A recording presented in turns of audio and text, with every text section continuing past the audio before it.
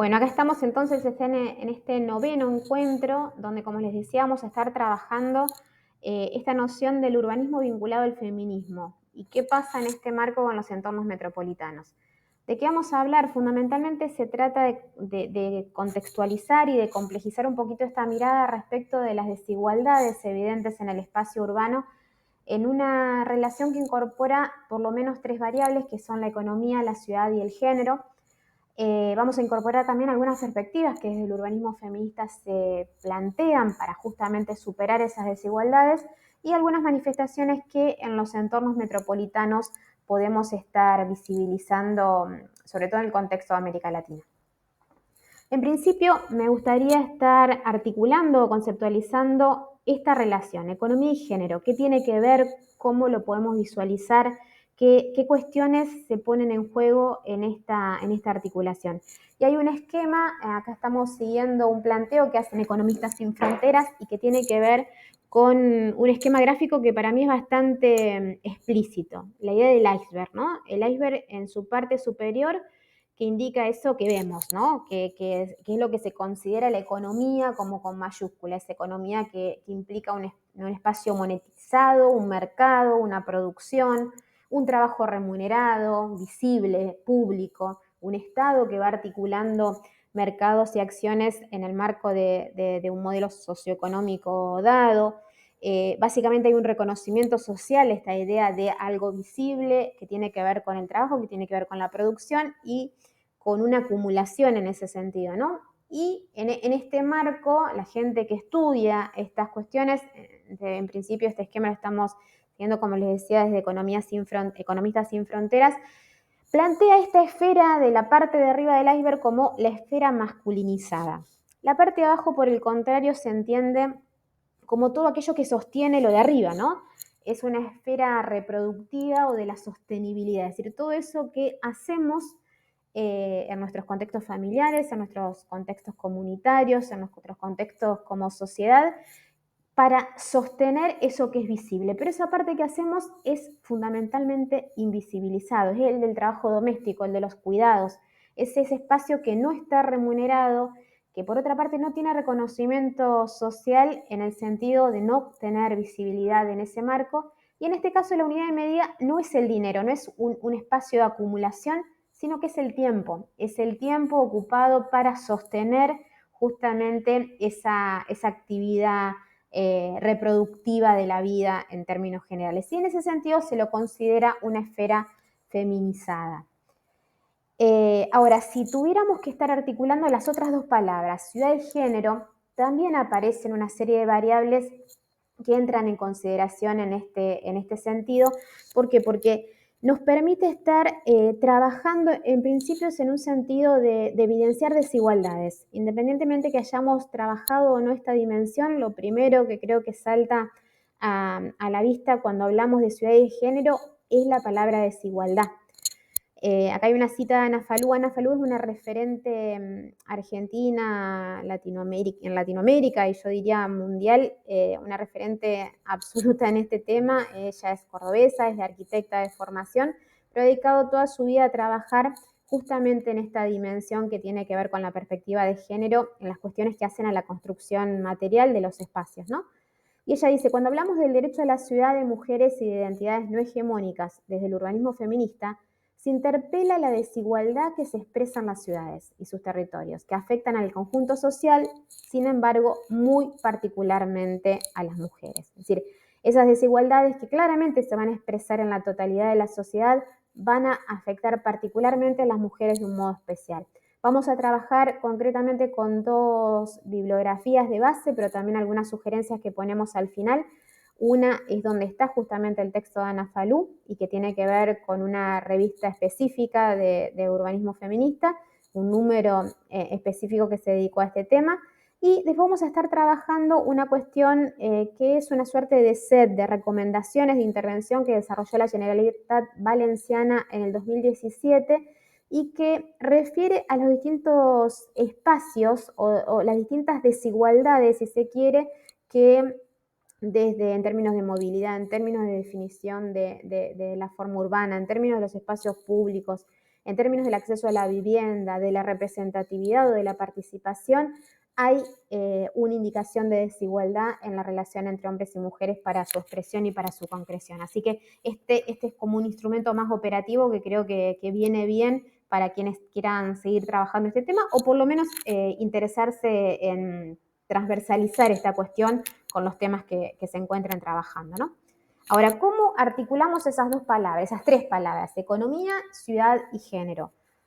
¿Pueden estar generando algún tipo de dimensión en este sentido? Acá hay una cosa que me parece que es un ejemplo que creo que viene a cuento para todo esto. Hay también una relación directa entre estos tres esquemas en donde estamos diciendo que en general para poder tener ciudades más vivibles estamos de alguna manera priorizando relaciones de proximidad, que es más o menos lo que plantea la ciudad de los 15 minutos con ese esquema que también, si se acuerdan, el podcast de Chile hacía referencia a eso casi como en una mirada crítica, ¿no? Diciendo que ciudad de los 15 minutos cuando en realidad tenemos áreas metropolitanas absolutamente dispersas y extensas en el territorio, ¿no? Pero si hablamos de una ciudad que intente visibilizar lo que no está visibilizado, que intente generar relaciones de proximidad, que tiene que ver con relacionar eso productivo, remunerado, con eso no remunerado, que es lo de el espacio de los cuidados, y aparece la idea de pequeñas ciudades, de pequeños enclaves, donde en 15 minutos podemos hacer todas las funciones que tienen que ver con nuestra vida tanto de reproducción como de producción económica en ese marco. Y hay un ejemplo claro, hay uno de los autores que lo plantea, que es el de los centros históricos. Los centros históricos, en este caso es Cartagena de India, habitualmente o originalmente eran espacios con cierto límite en términos de escala, cierta proximidad, espacios muy diversos, muy múltiples, donde sucedía todo ahí, era el centro de la ciudad, era la ciudad toda, ¿no? Entonces ese concepto de centro histórico garantizaba la presencia de vivienda, pero también la de la escuela, también la del espacio de salud, también la del comercio, también la de la actividad representativa o administrativa, la de la religión. Esa cuestión de multiplicidad que de alguna manera caracteriza la presencia de los centros históricos y lo caracterizó durante muchos años. Estas imágenes son de Cartagena de Indias en el 2006, donde vemos también una ciudad todavía muy viva, muy llena de gente habitando, trabajando, comerciando, paseando, habitantes, ¿no? Donde el turismo todavía no tenía un impacto significativo, por lo menos en este sector del centro histórico que se llama Getsemani. Ahora, esas rutinas diarias que cada uno de los habitantes podían desarrollar y que particularmente las mujeres podían llevar a cabo, es algo que en las últimas décadas, en los últimos años, se ha visto complejizado, justamente. ¿Por qué? Porque aparece una suerte de una fuerte mercantilización de los espacios del centro histórico, la gentrificación, la turistización, van a permitir o van a favorecer el desarrollo de algunas actividades que son más bien las productivas en detrimento de esas otras que son las reproductivas. Entonces va a aparecer una distancia bastante clara, una separación también bastante evidente entre el lugar del trabajo y la vivienda, entre la vida pública y la vida privada. Estos son los aspectos que de alguna manera se van a visualizar en sobre todo en las grandes urbes, donde estas cuestiones se exacerban de un modo exponencial, por decirlo de alguna manera, ¿no? Entonces, esas distancias van a estar haciendo que las dos partes del iceberg cada vez estén como más separadas, cada vez menos se puedan entender como un todo. El urbanismo feminista lo que de alguna manera plantea, según dice Ana Falú, es que viene a politizar la vida cotidiana, a revisar la categoría de calidad de vida, recuperando y complejizando los desarrollos de autores clásicos del urbanismo, algo que también lo vemos con otras dimensiones y con otras categorías, por ejemplo, las búsquedas ambientales, las búsquedas que tienen que ver con la ciudad pensada desde miradas más culturales, si se quiere, o más antropológicas y demás, ¿no? Cuestiones muy, muy críticas a lo que sucedió sobre todo en el siglo XX con este mandato fuerte de la ciudad objeto, la ciudad que se interviene en términos físicos fundamentalmente, ¿no? Entonces, esta suerte de reacción está planteando la necesidad que tenemos que dar cuenta de las relaciones de poder que se reproducen en las formas urbanas, que hay ahí algo que tiene que ver con qué cosa priorizo, qué cosa jerarquizo y en detrimento de qué cuestiones, y que esa ciudad construida, su planificación y sobre todo trabajar en términos del campo simbólico va a tener que ver con, de algún modo, poner en el centro de la atención lo cotidiano en clave femenina, en función o como una suerte de reacción a esta omisión o devaluación de las mujeres que históricamente se produjo en la construcción de nuestras ciudades o de nuestras urbes, ¿no? Hay un esquema, este esquema lo realiza el colectivo Punto 6, que es un colectivo catalán, que, bueno, este esquema, este libro, digamos, esta publicación la pusimos también como una bibliografía complementaria porque es interesante pegarle una mirada. Es un estudio que hicieron para el caso Buenos Aires, pero en función de un desarrollo metodológico que viene generando hace muchos años. Pero es bien claro el esquema. Plantean cuál es la movilidad, digo, como para empezar a entender de qué hablamos cuando hablamos de desigualdades, paramos desde un lugar muy, muy básico, que tiene que ver con la relación entre el lugar donde vivo y el lugar donde trabajo. En el primer esquema, en el primer renglón, hay un hombre que vive en un lugar y se desplaza para poder estar de alguna manera llegando a su trabajo remunerado. Este es como el statu quo más habitual. Digo, por supuesto, estamos hablando en términos de generalidades en todo sentido. Si el sujeto o la sujeta que en este caso protagoniza el desplazamiento es una mujer que está sola, que no tiene hijos, vamos a tener ese mismo desplazamiento lineal, pero seguramente van a aparecer otras cuestiones, ya la compra o la actividad propia o alguna cosa que tiene que ver con generar alguna red de contención y de sostenimiento de actividades básicas van a empezar a aparecer.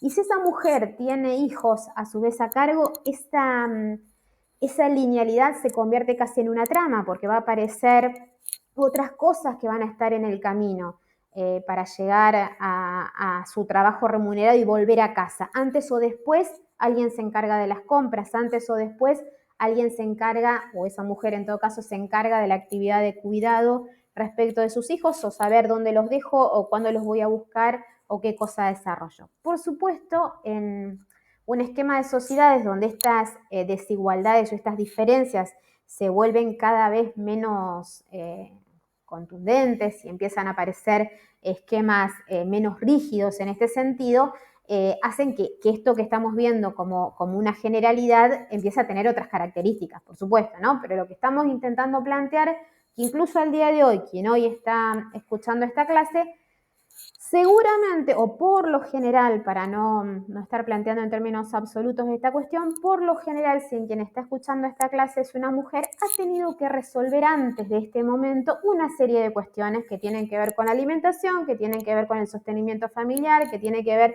con otras cosas aparte de su trabajo y su tarea diaria y aparte de esta tarea de formación que está llevando adelante. Esta cuestión lo que está intentando plantear es que hay una suerte de desequilibrio en las relaciones que se producen entre la vida familiar y el trabajo remunerado que van a ser diferentes si estamos hablando tanto de hombres como de mujeres, ¿no? Hay una cita que me pareció muy interesante para poder traer acá y aportar, que dice: por lo general las mujeres viven en ciudades que no han sido diseñadas para y por ellas. Esto también está en el mismo texto del cual hacía referencia, que está el de Ana Falú. Y hay otro aporte ahí de punto 6 que dice: el urbanismo feminista propone un cambio de prioridades de la sociedad actual, situando la vida cotidiana de las personas en el centro de las decisiones urbanas. Si lo decimos desde este punto de vista, podríamos estar presuponiendo que una ciudad que ponga, o un esquema de urbanismo que ponga la vida cotidiana de las personas en el centro de las decisiones urbanas, no solamente va a ser una ciudad más equitativa para el disfrute de las mujeres, sino que también lo va a ser para el disfrute de los adultos mayores, también lo va a ser para el disfrute de las niñeces. Digo, tiene que ver con poder recolocar esas decisiones en una clave diferente a la cual ha sido desarrollada hasta ahora, ¿no? Vamos a ver alguna serie de cuestiones que tienen que ver con esos puntitos que establece la Generalitat Valenciana a la hora de hacer recomendaciones. Vamos a tomar por lo menos dos, uno que es la movilidad y la otra es la seguridad, y cómo podemos estar un poquito reconociendo incluso en nuestros propios contextos cómo estas desigualdades se manifiestan y en todo caso cómo podemos hacer para, no sé si para superarlas, pero sí para generar algunas instancias de mejoramiento en ese marco. Acá tenemos un caso específico que también va a aparecer en la bibliografía y lo van a poder leer con mayor detenimiento, que es el caso de Brasilia. Si hay un ejemplo del urbanismo moderno que aparece como sintomático a la hora de poder resolver esa ciudad del siglo XX, es el caso de Brasilia, una ciudad ex novo, en el medio del país, con una serie de cuestiones que tienen que ver con expresar esa modernidad que Brasil en ese momento estaba construyendo en un marco de equidad, en un marco de una ocupación específica del territorio, como digo, ex novo, digamos, de ahora y para siempre, planteando la capital del país en ese sentido. ¿Qué pasa con Brasilia hoy? Brasilia tiene una composición poblacional mayoritariamente femenina. A su vez, esas mujeres constituyen el mayor volumen, digamos, de la población económicamente activa. Y a su vez tiene otra particularidad, que la mayoría de esas mujeres son negras o pardas. Digamos, una serie de cuestiones que por lo menos ponen el punto de atención desde otro lugar. Ahora, ¿cómo se relaciona esta cuestión vinculada a la población y al género con ese soporte territorial que es Brasilia y toda su dimensión? En principio, lo que ya sabemos de Brasilia, ¿no? Esta cosa del plan piloto que se excede en sus delimitaciones y empiezan a aparecer una serie de ciudades satélites que en realidad fueron albergando las grandes masas trabajadoras que se fueron ubicando en una periferia muy dispersa y que al día de hoy se siguen constituyendo en esa mano de obra que se traslada fuertemente al espacio central del territorio de Brasilia, ¿no?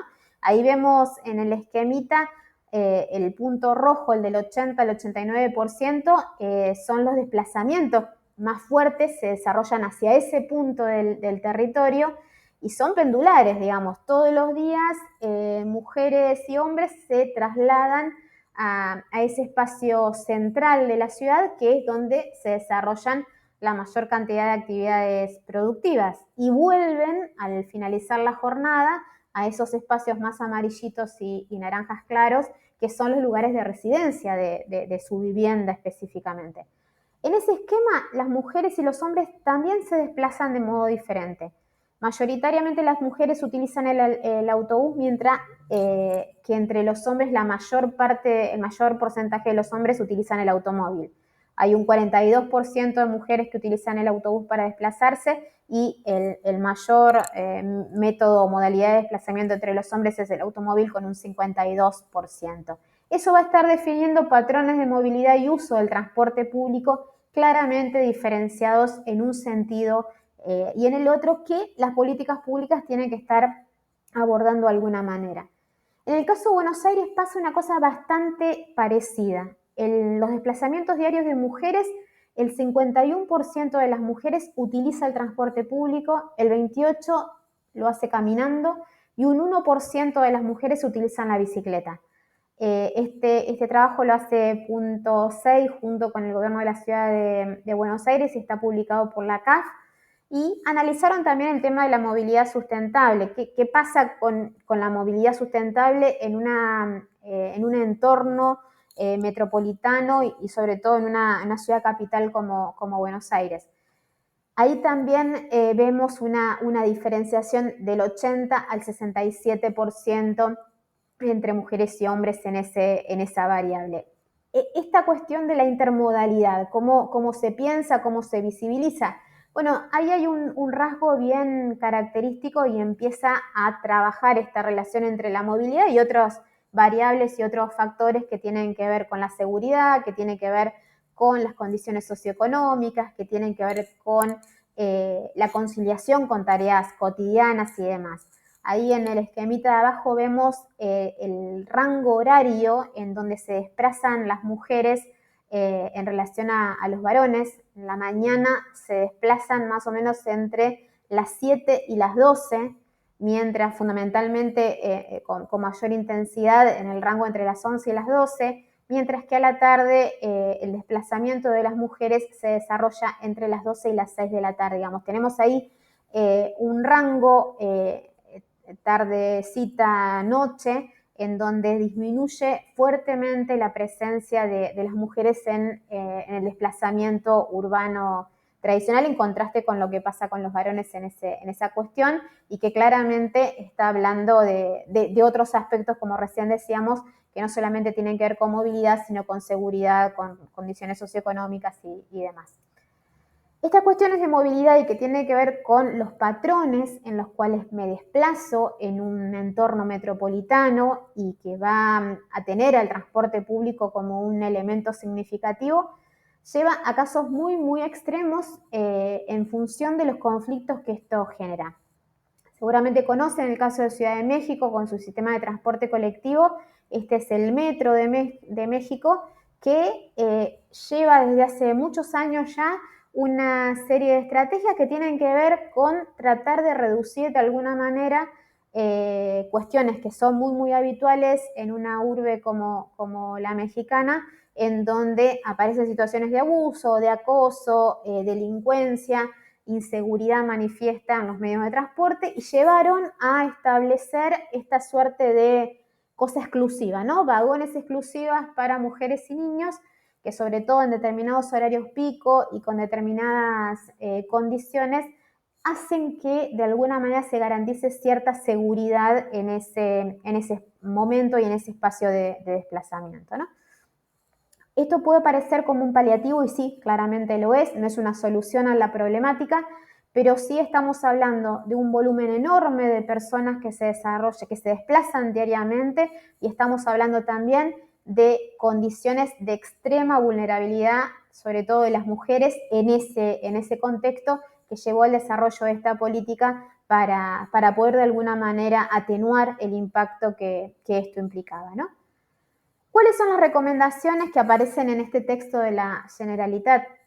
Básicamente plantean incluir nuevos estudios en la categoría de la movilidad y no solamente cómo nos desplazamos.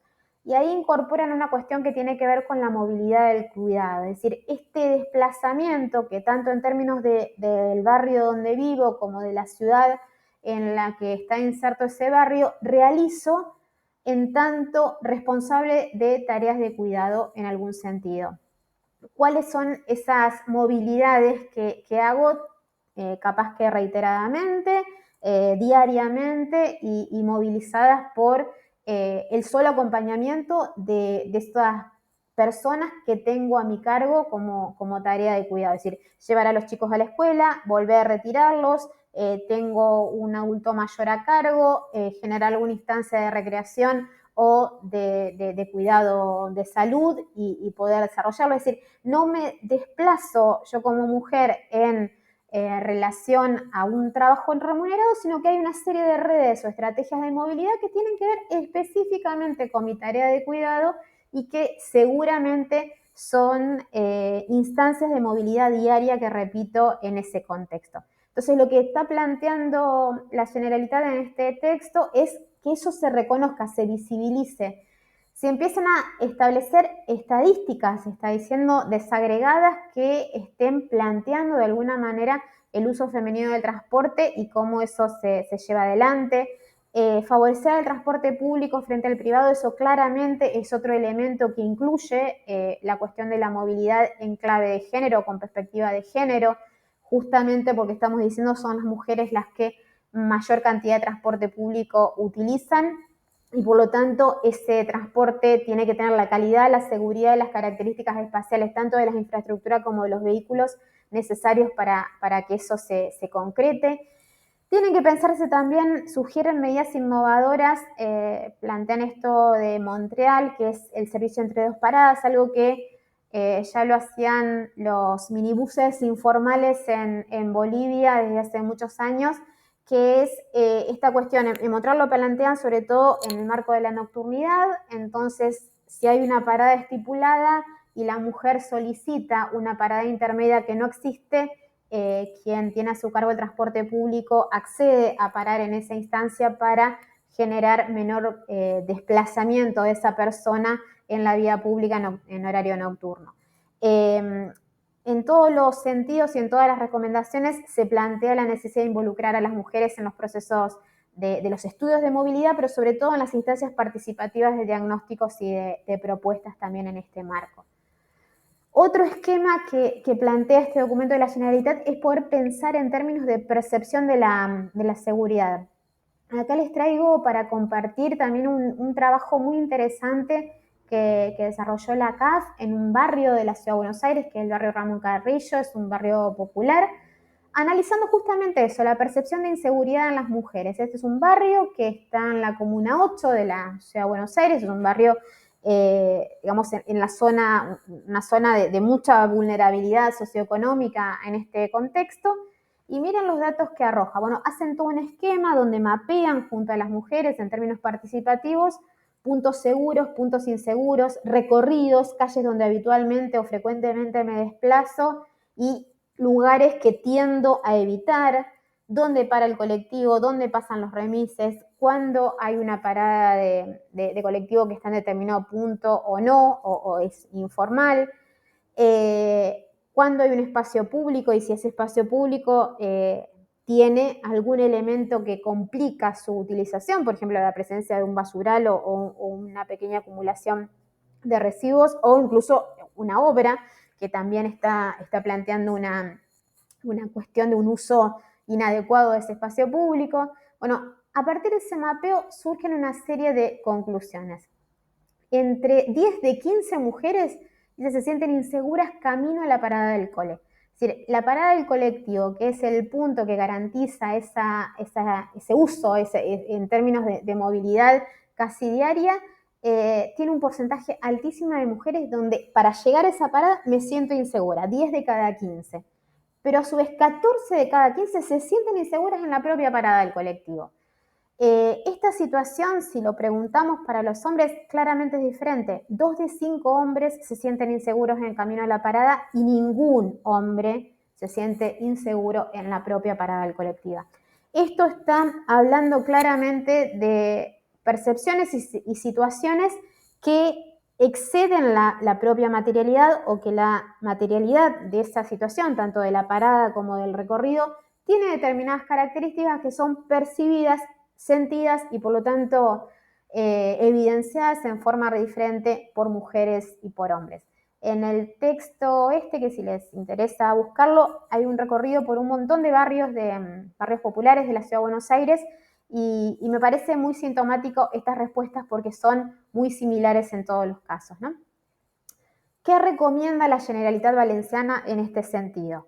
Iluminación adecuada y suficiente en calles secundarias y zonas despobladas, digamos, esto de promover que ese recorrido que recién las mujeres estaban diciendo es donde me siento insegura, esté lo más iluminado, lo más despejado, lo más adecuado para el desplazamiento. El vallado de predios, sobre todo con predios baldíos, decimos en Argentina, esos predios que no están ocupados y que tienen que estar vallados para evitar cualquier uso indebido o acumulación de residuos y demás que también generan inseguridad en ese sentido. Buena visibilidad de los espacios urbanos en términos generales. Limitar tipologías de viviendas ciegas y sordas, ahí vuelvo un cachito a eso. Eliminar espacios opacos de más de 1,60 m en espacios públicos, ahora después vamos a hacer referencia a este punto en particular. Reducir zonas sin actividad o promover la mezcla de usos. Acuérdense de lo que decíamos al principio del centro histórico, ¿no? La mezcla de usos era lo que garantizaba permanente presencia poblacional en el espacio urbano. Entonces, cuando tengo zonas que no tienen usos definidos o cuando los usos son muy, muy específicos en todo un contexto urbano, esto también complica esa utilización en términos de percepción de seguridad. Y un cuidado especial en la sensación de seguridad en los medios de transporte público y en los estacionamientos, algo que, plantean una especial atención. Vuelvo a esto de las tipologías de viviendas ciegas y sordas. Miren las imágenes que tenemos ahí a la derecha. Las dos superiores son esas viviendas de revista, ¿no? Esa que los arquitectos nos gusta tanto desarrollar, que cada vez son más asépticas en sí mismo, cada vez más cerradas, cada vez más, menos comunicativas con el entorno, estos muros casi ciegos que hacen que la vida familiar se desarrolle puertas adentro en el más literal de los sentidos, ¿no? Hay una escasa comunicación con ese entorno urbano y es algo que desde la materialidad de la arquitectura se desarrolla con mucha fuerza en las últimas décadas, diría yo. Y miremos la del medio. La del medio es una casa en el mismo barrio que hoy estábamos mencionando, en Getsemaní, en Colombia, en Cartagena. Principios del siglo XX, finales del XIX, principios del XX. Hay una despensa abajo, hay gente caminando en la calle, hay un balcón que tiene flores y que también embellece y engalana esa calle. Hay una situación de ventanas, de balconeo, de relación entre el adentro y el afuera claramente diferenciada. ¿Qué queremos decir con esto? Que también cómo materialicemos esos espacios arquitectónicos va a estar reproduciéndose percepciones de seguridad diferente en ese entorno urbano. Seguramente una mujer que camine por esa veredita angosta de Getsemaní se sentiría mucho más segura que una mujer que camine por una veredita angosta de un barrio súper exclusivo que tenga estos paredones en el frente, digamos. También lo que hacemos y lo que producimos, hay varios arquitectos que están haciendo esta asignatura, pero lo que hacemos en términos de nuestra formación disciplinaria, a veces lo que solicitamos como usuarios, ¿no? Eso también reflexionarlo, tiene mucho que ver con esta introducción de la perspectiva del género en las decisiones, ¿no? Miren este esquemita que tiene que ver con dibujar un contexto diferente. Si hay una cosa que caracteriza muchos de los espacios latinoamericanos es esta suerte de imagen que aparece abajo en gris, en blanco y negro, que son estos túneles urbanos que a veces están debajo de un puente, a veces vinculan o pasa una traza ferroviaria por arriba y demás, y es el lugar a no pasar, digamos. Es el lugar que en términos de percepción de seguridad creo que se lleva el punto más alto en ese contexto. Y acá, punto 6, lo que está proponiendo es justamente llenar de actividades esos espacios que son los espacios conflictivos. Entonces, si hay espacio de juego, si hay espacio de recreación, si hay espacio de permanencia, si ahí pongo las bicicletas para poder hacer uso específico, si le doy buena iluminación, si genero paneles de información, si pongo ahí hay un tótem de SOS, digamos, de alarma en ese contexto, es decir, voy a ese lugar que habitualmente concentra las mayores banderas rojas en términos de percepción de la seguridad y lo que le provoco, lo que le aporto es diseño justamente en clave de lo que las recomendaciones estaban planteando. Les muestro este otro caso porque a mí me parece muy sintomático en ese sentido, porque es algo, o sea, sepan disculpar la cuestión personal, la referencia personal, pero me pasó caminando por este lugar. Esto es San Sebastián, España, una de las ciudades más lindas que tuve la oportunidad de conocer, una playa urbana impecable, una bahía y demás, y de pronto un pequeño túnel urbano que en realidad yo como estaba viajando sola, una mujer viajando sola, en un contexto, veo el túnel y digo, acá no me meto, digamos. Y la primera reacción que tengo en términos generales. Por supuesto, acá lo que aparece es una intervención hecha por un arquitecto y por un artista, que lo que hacen es pintar todo ese interior del túnel con una suerte de referencia a los azules, celestes y verdes del mar, porque justamente en este pequeño tramo de túnel es el único lugar de toda esa enorme bahía donde no se puede ver en forma directa el mar, entonces lo que hicieron fue traer el mar adentro del túnel, ¿no? Entonces el objetivo no tiene que ver con dotar de seguridad un espacio inseguro. En este caso lo que hicieron fue dotar de arte y de vinculación con el entorno un espacio que en todo caso tenía un carácter utilitario. Pero si lo pensamos en términos de la percepción de seguridad, claramente ese túnel, con esas características, con ese aporte, con esa iluminación y demás, es un espacio entendible como seguro. Y cuando pude transitar por él, lo percibí y lo sentí de esa manera. Acuérdense que hace un par de semanas estábamos hablando de las Smart City y también incorporaron tecnología e innovación en este marco, y ese tótem que aparece ahí arriba a la izquierda es justamente un tótem que está buscando interactuar con el usuario respecto de cómo te sentiste, qué pensás, qué cuestiones o qué aportes podés hacer al respecto, ¿no? Entonces, a veces también lo traigo a colación porque me parece que también la percepción de seguridad tiene que ver con el espíritu con el cual se intervienen en las ciudades, y esto tiene mucho que ver con esta perspectiva de género que estábamos diciendo. Al inicio planteamos esto de que tenemos que poner en primer lugar estas cosas de proximidad, la vida diaria, la cosa más chiquita y más simple que apela a nuestro sentir, a nuestras sensaciones, a nuestros deseos, a nuestras necesidades, y creo que este es un ejemplo que va en esa línea o en ese sentido. Y acá incorporo otro que tiene que ver con una estrategia que se desarrolló en Argentina hace unos años atrás a partir de una intervención del Ministerio de Transporte de la Nación. Paradas seguras. El esquema de paradas seguras tuvo que ver con reproducir esta suerte de techitos con una chapa perforada en el fondo. Esta chapa perforada en el fondo tiene que ver con eso de no tener muros ciegos de más de 1,60 m, decían los valencianos en las recomendaciones, ¿no? Pero esta cosa perforada me permite ver quién está detrás y si yo estoy sentada, asumir o resguardarme en algún sentido, ¿no?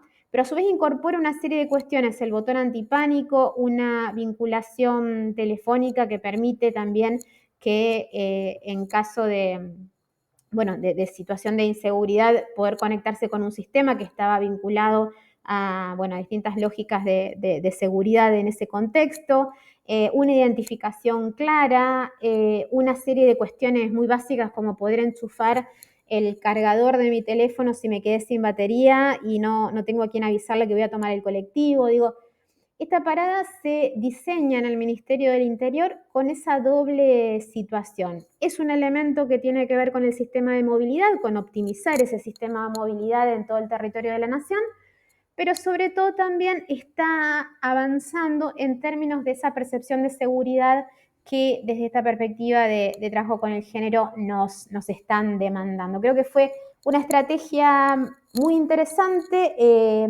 y que a su vez fue complejizándose en cada una de las localidades, articulándose con otras cuestiones, viendo dónde se colocaba, si la presencia en un espacio público o no, cómo esto fue formando un sistema, y me parece que es de esos casos que vale la pena reproducir, tomar y de algún modo replicar, ¿no?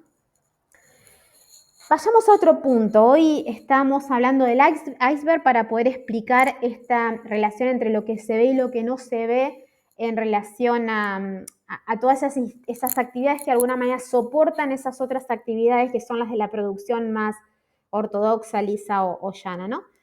Eso que lo soporta eran las actividades de cuidado, son las actividades de cuidado, y ahí acá aparece otro de los esquemitas que Economistas Sin Fronteras llevan adelante, que es muy habitual para explicar esto, que es el diamante del cuidado, que es esta relación entre los hogares propiamente dicho, como el ámbito privado más claro en ese sentido, el mercado como ese espacio productivo y proveedor, el Estado como regulador en ese marco, y las redes sociales y comunitarias que básicamente plantean una instancia de cuidado y de articulación en otra dimensión y con otra escala.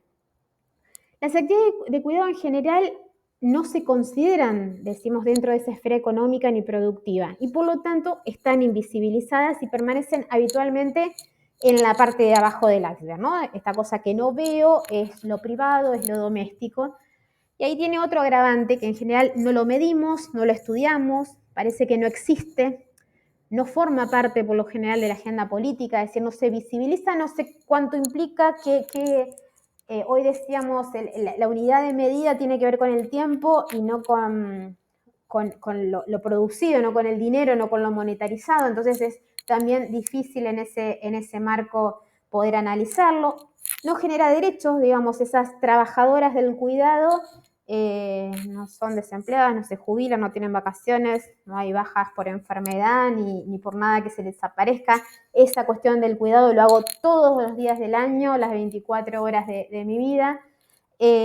A su vez las personas afectadas no se ven, es difícil unirse, digo, alguien que genera tareas de cuidado con la otra persona que genera tareas, o sea, se sobreentiende que desarrollo esa tarea, pero no necesariamente lo establezco en términos de lazos que me permitan articular o exigir derechos, y eso, por supuesto, tiene su contracara, que no puede ejercer poder político para poder cambiar o incidir en el desarrollo de algunas políticas, ¿no?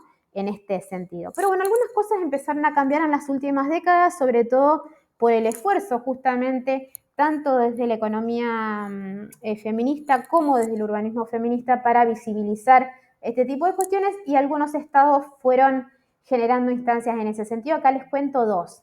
Uno es en México, que tiene que ver también con lo que hablábamos el otro día en relación a la innovación, pero cómo a partir de un mapeo puedo individualizar espacios de cuidado, referidos a la infancia, a personas adultas mayores, a personas con discapacidad, que están mapeados en todo el territorio nacional, y a medida que voy cambiando ese mapeo puedo estar llegando a escala ciudad y a escala de determinada institución que tiene que ver con los cuidados específicos de ese grupo social al cual me hago referencia, ¿no? Pero a su vez también es un tablero que me permite generar una serie de indicadores o tener la lectura de una serie de indicadores que hacen referencia a esta cuestión de los cuidados, a generar estadísticas, a poder visibilizar de alguna manera de qué estamos hablando cuando hablamos de cuidados, por ejemplo, en un entorno metropolitano como el de la Ciudad de México, ¿no? Y acá tenemos otro esquema, otro caso en Argentina que se desarrolló en el gobierno anterior al actual, que básicamente se denominó así, Red de Infraestructura de Cuidado. Fue la primera vez que se planteó la necesidad de establecer desde el Ministerio de Obras Públicas acciones específicas que tengan que ver con poner el foco en la salud, en el género, en la niñez. Es decir, establecer algunas instancias que, bueno, en principio se desarrollaron fuertemente por todo lo que tiene que ver con la red de emergencia sanitaria en el marco de la pandemia del COVID, pero también se desarrollaron estas especies de módulos territoriales que fueron los centros de desarrollo infantil, que es atención para primera infancia, desde recién nacidos hasta 3 años, después ya inician el jardín inicial, digamos, la educación inicial, con lo cual este grupo de niños y niñas son los que necesitan esa contención y ese cuidado específico institucionalizado de mamás que están trabajando en determinado horario de la jornada. Entonces, esta suerte de dispositivos se desarrollaron en todo el territorio nacional. El esquema era el desarrollo de 300 a lo largo de todo el gobierno anterior. Son de pequeña escala, con la presencia de espacios de cuidado, espacios de contención, de cambiado, de espacios donde las mamás también pueden estar participando y dejando a sus niños y niñas, pero entendida la infraestructura ya no solamente como una cuestión del ámbito doméstico o privado, sino que hay una institucionalización, es decir, hay una responsabilidad estatal en el abordaje de la cuestión, por lo tanto hay una visibilización en el espacio urbano de esta cuestión. ¿A qué vamos con la incorporación de todas estas cosas? El urbanismo feminista, decíamos, plantea que el centro de nuestra organización social y del hábitat debe estar en la reproducción de la vida, es decir, poner el centro de atención en la reproducción de la vida, en esa proximidad, en esa cosa más específica, implica cambiar de alguna manera las cosas en las cuales estamos haciendo eje o estamos analizando, o cómo estamos analizando ese territorio en general, ¿no? Y ello implica centrar la llamada funcionalidad en cuestiones como educación, salud, alimentación y cuidado del planeta, pero desde lo colectivo.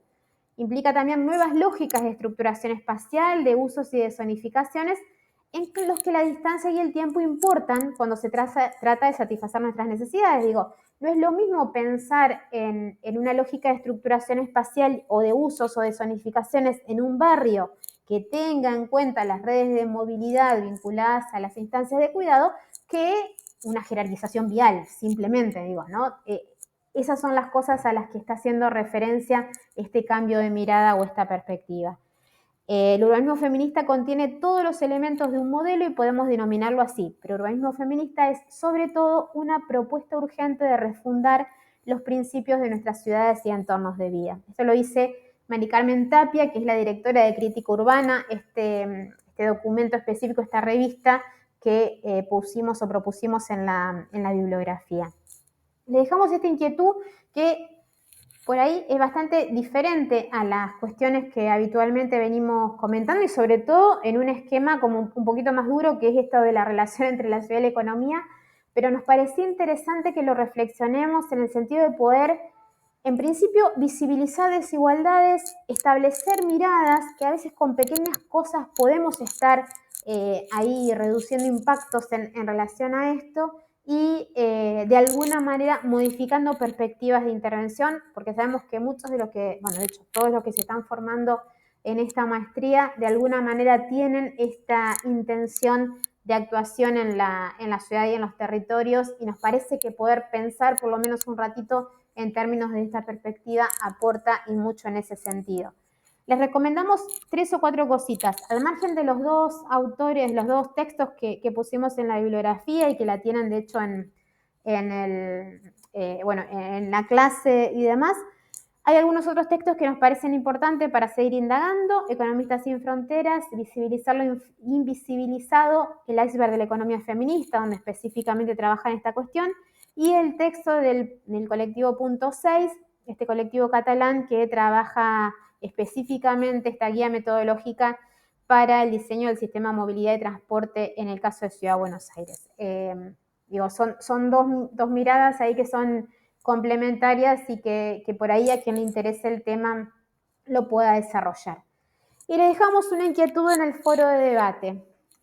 ¿Podrías aportar una situación de desigualdad que puedas reconocer en el espacio urbano si lo analizamos con perspectiva de género? Digamos, ¿hay alguna cuestión de lo que hoy estuvimos charlando en este encuentro que te hizo pensar, che, esto es una instancia de desigualdad? Yo lo pienso desde mi lugar de hombre, de mi lugar de mujer. ¿Cómo leo esta cuestión o esta misma situación desde ambos lugares? Y se me ocurre cómo podría resolverlo o en todo caso contribuir a su resolución. En el caso de las paradas seguras, por ejemplo, al cual estábamos haciendo referencia y que se desarrollaron en el Ministerio de Transporte, claramente alguien vio que o reconoció o evaluó ese equipo de trabajo que la presencia o la permanencia en la parada del colectivo era una instancia de fuerte inseguridad, pero que a su vez había que materializarla de alguna manera. Y se pusieron a diseñar un objeto específico que pudiera satisfacer ambas necesidades, que tenga que ver con el sistema de movilidad y que aporte condiciones de seguridad en ese marco. Es decir, trabajaron en esa clave que tuvo que ver con incorporar esa perspectiva y esa mirada que por lo menos hasta antes de ese desarrollo no había sido puesto en práctica, por lo menos en Argentina. Entonces, esa pequeña cosita significó estas dos cosas que aparecen en el foro. Primero, reconocer una situación de desigualdad, la presencia de las mujeres en el espacio público, concretamente en la parada del colectivo, y la desigualdad en términos de sensación de inseguridad que eso le generaba, y cómo podía resolverse con este dispositivo que se genera, que se denominó paradas seguras y que tenía que ver con esas características que recién mencionaba. Bueno, lo mismo le preguntamos a ustedes. ¿Puedes reconocer alguna situación de desigualdad en el uso del espacio urbano? Y esa situación, ¿cómo pensás que podría resolverse? Así que bueno, los y las escuchamos, las leemos en ese sentido. Muchas gracias por acompañarnos.